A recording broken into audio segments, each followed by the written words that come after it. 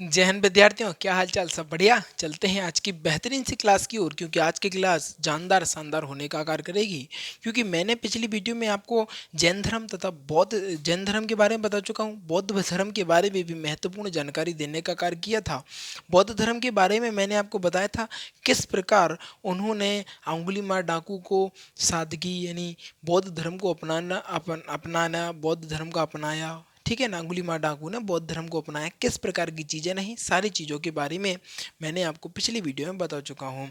आपको मैं बता चुका हूँ कि जो मेरा गैप हो गया 1-2 दिन का, उसका भी कारण मैं 2 बजे वाली क्लास में बता चुका हूँ कि भैया समस्याएं आ जाती हैं। देखो, समस्याओं का आना पार्ट ऑफ लाइफ और उनसे लड़ना आर्ट ऑफ लाइफ कहलाती है। और जिसके जीवन में संघर्ष नहीं, उसके जीवन में सफलता नहीं, इस बात की गारंटी मैं दे सकता हूँ। यदि आपके जीवन में बड़ी कठिनाइयाँ आ रही हैं, बड़ा संघर्ष चल रहा है, तो समझ लीजिए कि अब आप सफलता की सीढ़ी चल रहे हैं। क्या सफलता की सीढ़ी चल रहे हैं? अब आप देखिए, पूरी रिकॉर्ड कर चुका मैं वीडियो, बट क्या हुआ? श्री सत्यनारायण कथा है हम वो यार, क्या बताऊँ, कॉल आ गई किसी की, वो पूरा कट हो गया और वो सेव नहीं हो पाई वीडियो। लेकिन कोई दिक्कत नहीं है, फिर से रिकॉर्ड करेंगे, कोई समस्या नहीं है, आगे बढ़ते चलेंगे। ठीक है, जीवन में समस्याएं आना आम बात है। ठीक है, ध्यान रखिएगा। देखो, मैं अपना फर्ज निभा रहा हूँ, मैं अपना कर्म कर रहा हूँ, आप भी अपने कर्म पर फोकस करिए, क्योंकि कर्म तुम्हारा कल होगा। और कर्म अगर सच्चाई है तो कर्म कहाँ निष्फल होगा? हर एक संकट का हल होगा, आज नहीं तो कल होगा।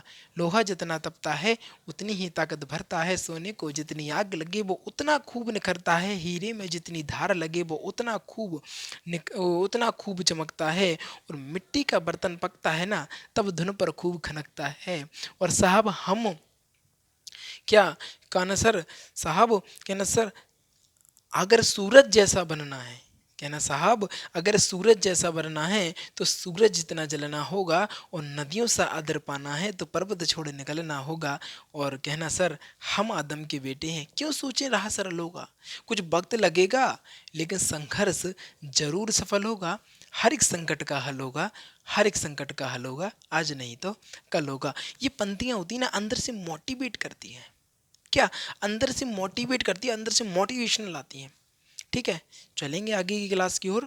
ध्यान रखिएगा, आज की क्लास बहुत महत्वपूर्ण होने वाली है, बहुत ज़्यादा एग्जामों में आती है, इसलिए मैंने इसको दोबारा रिकॉर्ड किया।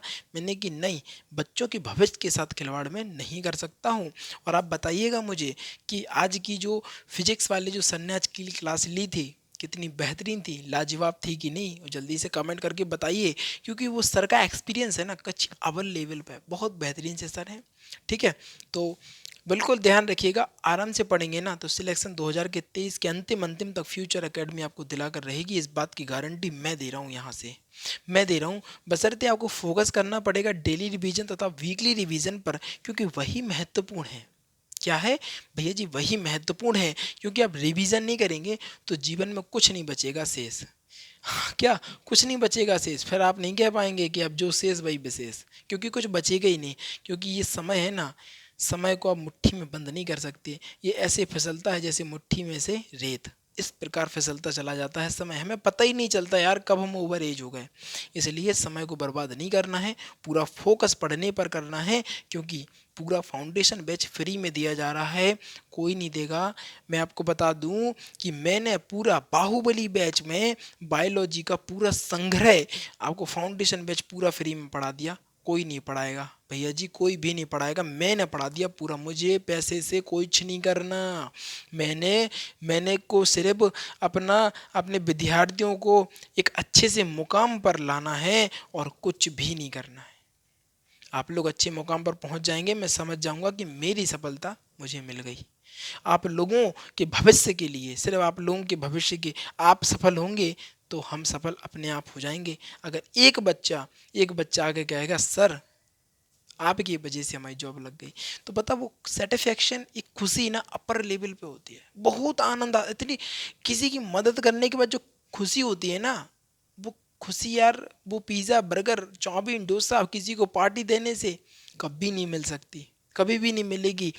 एक विद्यार्थी आया मेरे पास, ऑफलाइन में कोचिंग पढ़ाता हूँ, एक विद्यार्थी आया, कह रहा सर मुझे पढ़ना है। हमने कोई दिक्कत नहीं है, बेचारा क्या था, गरीब था, क्या था, गरीब था, वो क्या करता था, गुम्मे ढोता था। क्या करता था, गुम्मे ढोता था। छतों पर गुम्मे नहीं चढ़ते हैं ना। मजदूर था, गुम्मे ढोता था।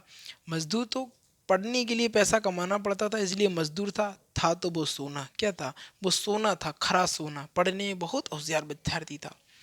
गुम्मा ढोता था। दिन भर पूरा गुम्मा ढोने के बाद फीस मिलती थी कि सर, इसलिए थोड़ी सी हमारी फीस लेट हो जाती है, कभी कभी काम नहीं मिलता हमें, और घर का खर्चा भी चलाना पड़ता है। जब हमने उसकी यह बात सुनी ना, तो यार अंदर से इतना दुखी हुआ मैं कि यार कैसे लोग हैं यार, आदमी के पास क्या इतनी मेहनत पढ़ाई के लिए आज इतना वो है। मैंने उसका कह दिया, भैया तुम्हें कोई फीस नहीं देनी है, आज से तो तुम्हारी पूरी पढ़ाई फ्यूचर एकेडमी XYZ कराएगी, पूरी पढ़ाई आपको यहीं से करनी है। और आज आप विश्वास नहीं मानेंगे, बहुत अच्छी पोस्ट पर है, बहुत अच्छी जॉब। जब वो पता जॉब के पास पहुंच गया ना, ज्वाइनिंग लेटर उसका आ गया, जब वो आया, कह रहा सर मिठाई। कह रहा सर शायद आपको याद ना हो, लेकिन हमें बहुत अच्छे से याद है जब आपने फीस लेने से मुझे मना कर दिया था। कह रहे आप पढ़ो, बस पढ़ने में मन लगाओ। विद्यार्थी एक्चुअली बहुत होशियार था, वो बहुत पढ़ता था। आज उसकी जॉब हो गई है। आपको बता दें, बांदे में उसकी पोस्टिंग भी है, बांदे पुलिस में हो गया है वो विद्यार्थी। बहुत खुशी होती है, आते हैं विद्यार्थी, कितने ही सर मज़ा आ गई पढ़ने में। तो ऐसे ऐसे विद्यार्थी रहे हमारे पास भैया जी। पता वो चीज़ देखी है हमने, किस प्रकार बच्चे मेहनत करते हैं यार, कैसे पढ़ते हैं, उनके माँ बाप किस प्रकार आपको पैसा देते हैं, हम भी अपने बच्चों को पैसा देकर पढ़ाते हैं। वो देखे यार तकलीफ, वो तकलीफ नहीं सही जाती। इसीलिए फ्यूचर एकेडमी XYZ पर मैं आया हूँ, मेरा और कोई मतलब नहीं है। बशर्ते आप लोग थोड़ा सपोर्ट करेंगे ना, तो जो जिनको सच में पढ़ाई की ज़रूरत है, जो सच में पढ़ना चाहते हैं, उनके पास सारी वीडियो पहुंच जाएं, उनके लिए ये अमृत का कार्य करें और एक बेहतरीन से पोस्ट पर पहुंच जाएं। बस यही चाहता हूं मैं, और कुछ भी नहीं चाहिए मुझे जीवन से, है ना। चलते हैं अपने टॉपिक की ओर, ठीक है। चलते हैं अपने टॉपिक की ओर। देखो, अगर हम बात करें बौद्ध धर्म की, तो बौद्ध धर्म के 3 प्रमुख सिद्धांतों के बारे में, 3 सिद्धांतों को त्रिरत्न कहते हैं। त्रिरत्न यानी खुद ही वो बता रहा, त्रिरत्न यानी 3 के बारे में, त्रिरत्न 3 के बारे में, यानी त्रिरत्न यानी 3 के बारे में। अगर हम बात करें पहले के बारे में, तो पहला है बौद्ध, दूसरा है संघ, और तीसरा है धम्म। अगर हम पहले की बात कर लें विद्यार्थियों, तो पहले को कहते हैं बौद्ध, दूसरे को कहते हैं संघ, और तीसरे को कहते हैं धम्म। तीनों महत्वपूर्ण है। और क्या रहे इनके कारण कि इसको त्रिरत्न कहा गया, त्रिरत्न कहा गया, क्या कारण रहे, सारी चीज़ों को मैं पिछली वीडियो में बता चुका हूँ।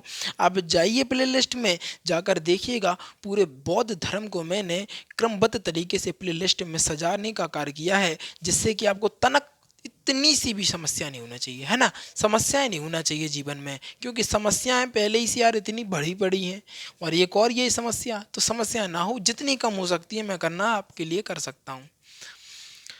महात्मा बुद्ध का जो सबसे पहली शिक्षा थी ना, सबसे पहली शिक्षा का संकलन त्रिपिटक, त्रिपिटक में किया गया। पहली शिक्षा का संकलन त्रिपिटक होता क्या है विद्यार्थियों, त्रिपिटक यानी जिनके पास ज्ञान की टोकरी, यानी जिनके पास बहुत सारा ज्ञान होता है, उनको ही हम त्रिपिटक कहते हैं। त्रिपिटक खुद ही बता रहा है, त्रिपिटक यानी 1 2 3, त्रि यानी 3, त्रिपिटक, त्रिपिटक यानी 3 पिटकों के बारे में बताया गया है। त्रिपिटक उनको कहते हैं जो बहुत ज्ञानी होते हैं, जिनको सारा ज्ञान, त्रिपिटकों का पूरा ज्ञान होता है, यानी ज्ञान की टोकरी उनको कहा जा सकता है, ज्ञान का टोकरा उनको कहा जा सकता है। जिनके पास पूरा ज्ञान होता है, उनको ही हम त्रिपिटक कहने का कार्य करते हैं। क्या होते हैं त्रिपिटक, समझो। अगर हम बात करेंगे त्रिपिटक में, तो पहला प्रमुख रूप से आपको बताएं विनय पिटक, दूसरा सूत पिटक, तीसरा होता है अभिधम्म पिटक। विनय पिटक, सूत पिटक तथा अभिधम्म पिटक तीनों ही बहुत महत्वपूर्ण होते हैं। आपको बताएं हम, त्रिपिटक का अर्थ क्या होता है, ज्ञान से भरी हुई टोकरी। मैं अभी आपको बता चुका हूं ना, त्रिपिटक का अर्थ ही होता है ज्ञान से भरी टोकरी। इसके बाद यहाँ पर देखेंगे त्रिपिटक श्रीलंका में सिंहली भाषा में लिखी है, ठीक है। यहाँ पर देखिएगा, बौद्ध धर्म में प्रवेश की जो न्यूनतम आयु है, न्यूनतम आयु को 15 वर्ष रखा गया। क्या रखा गया, 15 वर्ष रखा गया, क्योंकि मैं आपको बता दूं 15 वर्ष की अवस्था के बाद ही बच्चे विचलित हो जाते हैं और कहीं ना कहीं मोह माया की ओर मुड़ने लगते हैं। तो 15 वर्ष की अवस्था से अगर कोई बौद्ध धर्म को धारण करता है, तो पहला तो ब्रह्मचर्य का पालन करेगा, और वो जो 5 उन्होंने धर्म बताए हैं, सभी धर्मों का उसको पालन करना होगा, तभी वो बौद्ध बौद्ध भिक्षु या बौद्ध धर्म का मेंबर कहा जाएगा। तो इसलिए इसकी जो न्यूनतम आयु है कहीं ना कहीं 15 वर्ष की गई थी। अगर हम बात करें बौद्ध अपने जीवन काल में ही संघ का प्रमुख देवदंत को बनाना चाहते थे। संघ का प्रमुख किसको बनाना चाहते थे? देवदंत को बनाना चाहते थे। किसको? कहना सर देवदंत को बनाना चाहते थे। याद रखिएगा, संघ का प्रमुख महात्मा बुद्ध जो थे, बुद्ध अपने जीवन काल में ही संघ का प्रमुख देवदंत को बनाना चाहते थे। इसके बाद बात करें महात्मा बुद्ध के उपदेश पावापुरी में पहुंच गए। पावापुरी में पहुंचे जहां पर जैन भिक्षुक चंद्र ने इन्हें सुकर सुगर मांस यानी सुअर का मांस, यह जहरीली मशरूम खिला दिया। क्या? जहरीली मशरूम खिला दिया। देखो आप विद्यार्थियों को बता दें, जब दो चीजें एक दूसरे को टक्कर करती है ना, तो कहीं ना कहीं इतनी ही स्पीड से वह वापस लौटने का फिजिक्स का रूल है भैया। क्या? फिजिक्स का रूल है, अगर जितनी स्पीड से वह पास आएंगी उतनी स्पीड से वह दूर जाने का भी कार्य करेंगी। तो भैया दोनों धर्म, बौद्ध धर्म और जैन धर्म, दोनों के बीच में मतभेद होने लगा। कहने लगे हम ऊपर, वो कहने लगे हम ऊपर, दोनों में विवाद हो गया। एक दुश्मनी जैसी, जैसे दो बिजनेसमैन बड़े बड़े, ये मानो ये बड़े बिजनेसमैन, ये दोनों बड़े बिजनेसमैन, एक टेंडर के लिए दोनों के बीच में लड़ाई होती है ना। वो कहते नहीं हमें मिलना चाहिए टेंडर, वो कह रहे हैं हमें मिलना चाहिए। तो कहीं ना कहीं दोनों के बीच मतभेद उत्पन्न हो जाता है। और यही कारण था कि जैन धर्म तथा बौद्ध धर्म में दोनों के बीच में मतभेद उत्पन्न होना प्रारंभ हो गया। इसके कारण क्या हुआ, जो पावापुरी में जब ये उपदेश देने के लिए गए, तो उपदेश देने के बाद एक जैन भिक्षुक था जिसका नाम था चंद्र। जिस चंद्र थे इसे शुक्र मास, इसने क्या किया, शुक्र मास। किसी लोगों का कहना है कि सुअर का मांस खिला दिया, कोई लोगों का कहना है कि देखो सुअर के मांस खिलाने से डायरिया होता कि नहीं होता ये तो मैं पता नहीं, लेकिन जहरीली मशरूम से तो हो सकता है। तो क्या हुआ, कुछ लोगों का कहना है कि सुअर का मांस खिला दिया, और कुछ लोगों का कहना है कि जहरीली मशरूम खिला दी गई। मशरूम जानते होगे ना, सभी लोग जानते हैं यार, है ना। तो जहरीली मशरूम खिला दी गई जिससे इन्हें डायरिया हो गया, और डायरिया होने के बाद इनकी मृत्यु हो गई। प्रमुख बात यह है कि जिसका प्रारंभ है उसका अंत भी होगा, क्योंकि महात्मा बुद्ध भी क्या थे, भगवान के स्वरूप माना जाता था। महात्मा बुद्ध कहीं ना कहीं बहुत महान व्यक्ति थे और महान ज्ञानी, गणतज्ञ कहा जा सकता है, महान ज्ञानी कहा जा सकता है, बहुत ज्ञानी थे। तो जिसका आरंभ है उसका अंत भी होगा, चाहे हम हो, चाहे आप हो, चाहे ये दुनिया हो, चाहे ये पृथ्वी हो। जिसका आरंभ है उसका अंत भी निश्चित है, जिसका जन्म हुआ है उसका मरण भी निश्चित है, चाहे वो भगवान क्यों ना हो। उदाहरण के तौर पर मैं श्री कृष्ण की बात कहना चाहूँगा। श्री कृष्ण के अगर जन्म हुआ है तो उनकी भी मृत्यु एक बाण को तलवे में लग जाने से उनकी मृत्यु हो जाती है। यहाँ पर एक पंक्ति याद आती है, कहें तो आप कह दें हम। उन्होंने कहा है आज भी मनुष्य, आप सब भी आजकल मनुष्य यार, पता है भगवान पर संदेह करने लगता है। भगवान पर क्या कहता है, कहता है खुद को ईश्वर कहते हो, खुद को ईश्वर कहते हो तो जल्दी अपना नाम बताओ। इतना सुनते हैं ना भगवान, तो इतना कहते हैं, इतना सुनते ही माधव का धीरज डोल गया और तीनों लोक का स्वामी फिर बेहद गुस्से में बोल गया और कहा सुनो पार्थ, मैं ही त्रेता का राम हूँ। कृष्ण मुझे सब कहते हैं, मैं द्वापर का घनश्याम हूँ। रूप कभी नारी का धरकर मैं ही भेष बदलता हूँ।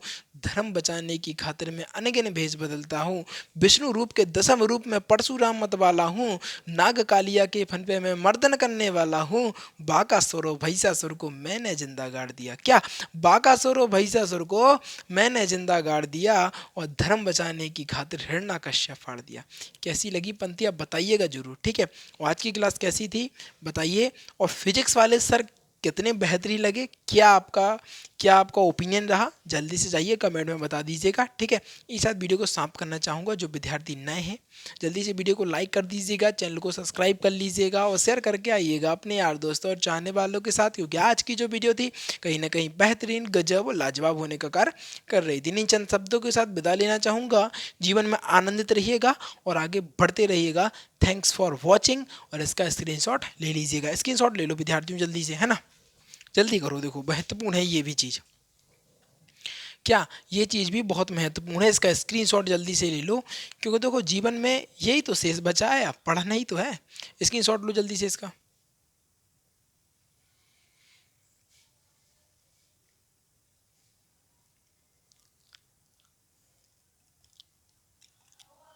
कोई दिक्कत नहीं है, जल्दी से ले लो स्क्रीनशॉट, ठीक है। चलो वीडियो को समाप्त करते हैं।